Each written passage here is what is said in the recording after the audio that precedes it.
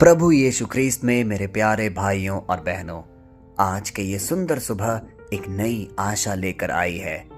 आज का वचन हमारे हृदय को खटखटा रहा है ताकि हम अपने बंद दरवाजे खोलें, पिता परमेश्वर को पहचाने और उनके वचन के साथ कुछ समय अध्ययन करें।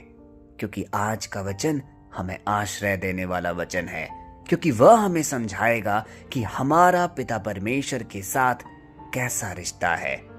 जब हम प्रार्थना करने के लिए बैठते हैं, जब हम अपनी विनती पिता परमेश्वर के सम्मुख रखते हैं, तो सबसे पहला विचार हमारे जहन में यह आता है, क्या परमेश्वर मेरी प्रार्थना सुन भी रहा है? और यह प्रश्न और तीव्रता तब पकड़ता है जब हम बीमार होते हैं, किसी समस्या में होते हैं। परेशानियां किसी भी प्रकार की हो सकती हैं। कुछ लोग आर्थिक संकट में जूझ रहे हैं, कुछ लोग पारिवारिक कलह में या किसी झगड़े या मनमुटाव में। किसी भी प्रकार की दिक्कतें हो हमारे जीवन में, यदि हम उस समय प्रार्थना करें तो सबसे पहली इच्छा यह होती है कि पिता हमारी प्रार्थना सुनिए, हमारे जीवन में एक सुधार लाइए, जो भी दिक्कतों से हम गुजर रहे हैं उसका निवारण करिए। और यदि इस क्रिया में थोड़ा सा भी अगर विलंब होता है, हमारी प्रार्थनाएं थोड़ी सी भी अनसुनी रह जाती है, तो अंदर एक उत्तेजना जागता है। हम कई सवालों के साथ पिता परमेश्वर के सामने आते हैं। हे पिता परमेश्वर, मेरी प्रार्थना क्यों नहीं सुनी जा रही? क्या तू मेरी आवाज सुन भी पा रहा है? अगर यदि हमारे मन या हृदय में ऐसे कोई भी वक्त आए हो, तो आज का वचन हमारे और आपके लिए ही है। क्योंकि आज का वचन हमें साफ साफ बताएगा कि पिता परमेश्वर हमसे कितना प्यार करता है, हमारा और पिता परमेश्वर का रिश्ता कितना गहरा है। तो आइए बिना देरी किए हुए आज के वचन को हम पढ़ें, जो कि लिया गया है भजन संहिता से, अध्याय 145 पद संख्या 18 से 19, और वह इस प्रकार है। यहोवा उन सब के निकट रहता है जो उसको पुकारते हैं। हाँ, उन सब के जो सच्चाई से उसको पुकारते हैं। वह अपने भय मानने वालों की इच्छा पूरी करता है। वह उनकी दुहाई सुनता है और उन्हें उद्धार करता है। कितना अद्भुत है ये वचन। प्यारे भाइयों और बहनों, विश्वास कीजिए कि आज का वचन सिर्फ और सिर्फ हमारे लिए ही दिया गया है। क्योंकि आज के वचन में यह साफ साफ कहा जा रहा है कि यहोवा उन सब के निकट रहता है जो उसको पुकारते हैं। हाँ, उन सब के जो सच्चाई से उसे पुकारते हैं। इसका तात्पर्य क्या है? ऐसा नहीं है कि वो किसी पहाड़ या किसी दूर दिशा में है, वो हमारे पास में ही हैं, वो हमारे निकट हैं। और यहाँ तक कि आज मैं और आप जब इस प्रार्थना सभा में उपस्थित हैं, वो हमारे साथ बैठे हुए हैं। क्योंकि इस प्रार्थना सभा में एक वचन गूंज रहा है जो उसका जीवित वचन है, और वह वचन हमें सच्ची राह दिखाएगा। अब जरा हम अपने आप से पूछें कि जब हम पिता परमेश्वर को पुकारते हैं, तो क्या वह सच में दिल से आवाज उठती है, या सिर्फ आदत के मारे हम कुछ शब्द बोल देते हैं और यह आशा करते हैं कि हमारी प्रार्थना सुनी जाएगी? यह वचन हमें आज यही दिखा रहा है कि बात लंबी प्रार्थना की नहीं है, बात सच्चे मन की है। जरा सोचिए, जब माँ अपने बच्चे को पुकारती है तो क्या उसे शब्द सोचने पड़ते हैं? क्या वो सोच समझकर चुन चुन कर शब्द बोलती है, या अपने दिल से पुकारती है? वैसे ही जब हम सच्चाई से, अपने पूर्ण हृदय से, हो सकता है उस समय हमारा दिल टूटा हो, क्योंकि कई कलह हमारे जीवन में हो, परेशानियां हो, संकटें हो, लेकिन उस टूटे हुए दिल से भी यदि हम बिना संकोच किए हुए, बिना दिखावा के परमेश्वर को पुकारते हैं, तो यह वचन आज हमें ढारस दे रहा है कि वह हमारे निकट आ जाता है। सोचिए, जो परमेश्वर ने सारी सृष्टि को संभाल रखा है, वही हमारे पास आकर बैठ जाता है। इससे बड़ा भरोसा, इससे बड़ा आश्रय हमें कौन दे सकता है? इसीलिए मेरे प्यारे भाई और बहनों, जब भी हम प्रार्थना करने के लिए बैठे, चाहे एक थोड़े समय के लिए ही क्यों ना हो, लेकिन हमारा संवाद सीधे सीधे अपने सृष्टिकर्ता से होना चाहिए।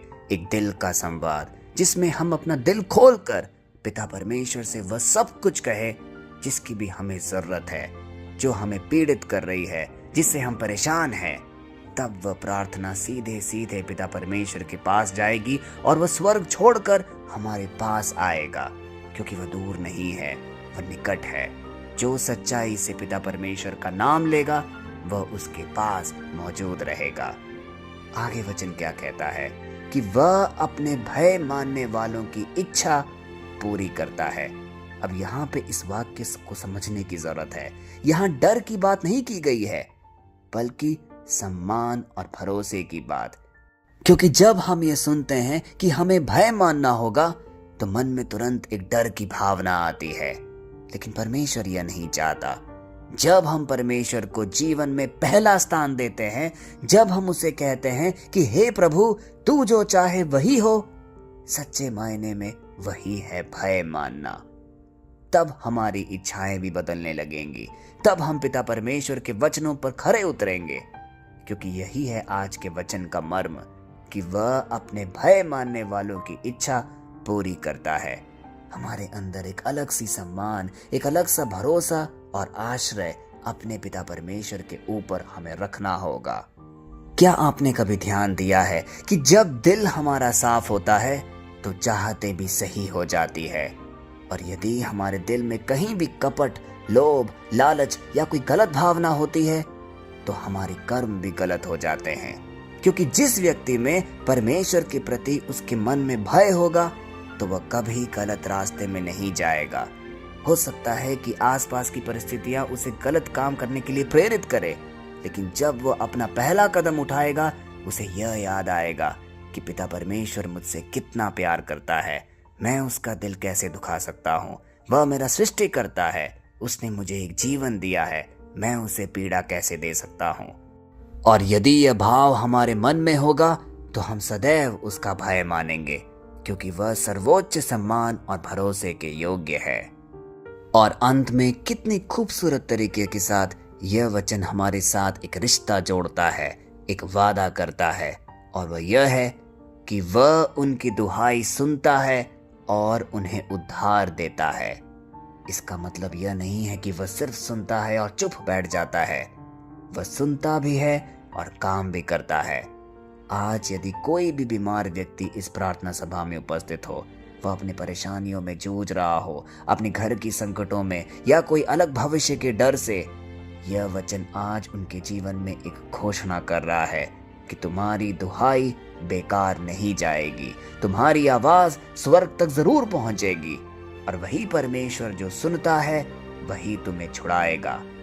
आज आपको किसी भी चीज की उद्धार चाहिए, डर से, आदतों से, बीमारी से, निराशा से, उसका नाम पुकारिए, क्योंकि उसके नाम में वह आश्रय है, और वह आज हमें वादा कर रहा है कि वह उनकी दुहाई सुनता है और उन्हें उद्धार करता है।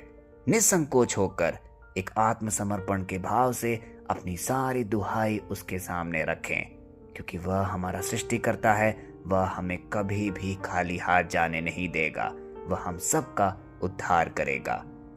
प्यारे भाइयों और बहनों, इस आश्रय के साथ, इस विश्वास के साथ आइए हम सब उसके निकट आए। कुछ पल अपनी आंखें बंद करके, अपने दिल को खोलकर यह खूबसूरत प्रार्थना उनको बोले।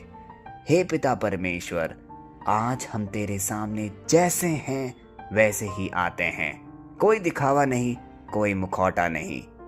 तूने कहा है कि जो सच्चाई से तुझे पुकारता है तू उनके निकट रहता है। हे प्रभु, हम तुझे आज पुकारते हैं अपने पूरे निस्वार्थ दिल से। जिनके शरीर में भी आज दर्द हो उनको आज तो छू ले, जिनके मन में डर व्याप्त है उसे बाहर निकाल फेंक, जिनकी इच्छाएं टूटी है, अधूरी है, उन्हें तू नई आशा प्रदान कर। आज हमारी हर दुहाई को सुन और हमें उद्धार प्रदान कर।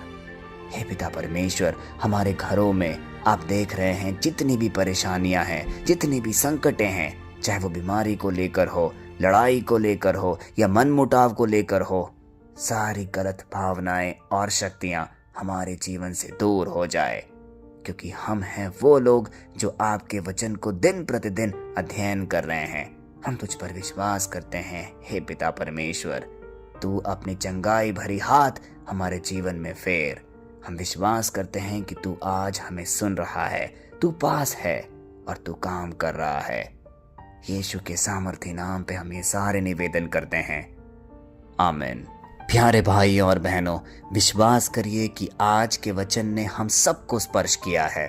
हर वह व्यक्ति जो इस प्रार्थना सभा में उपस्थित है, पिता परमेश्वर आज उसके जीवन में घोषणा कर रहे हैं, बिल्कुल भी परेशान मत हो, मैं तुम्हारे पास हूँ, क्योंकि मैंने तुम्हारी सच्चाई भरी दुहाई सुनी है और अब मैं उस पे जवाब दूंगा। हर मनोरथ जो तुमने आज रखे हैं मैं पूरा करूंगा, क्योंकि पिता परमेश्वर का वचन कभी भी खाली नहीं जाता।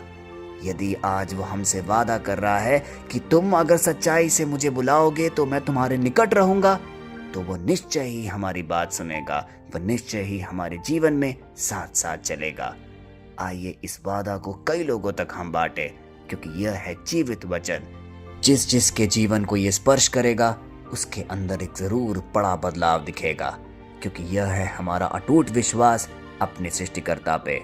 कल फिर हम मिलते हैं, तब तक के लिए पिता परमेश्वर की असीम दया, कृपा और क्षमा में आपको, आपके परिवारजनों को, आपके सारे निवेदनों को हम प्रस्तुत करते हैं, पिता, पुत्र और पवित्र आत्मा के नाम पर, आमीन।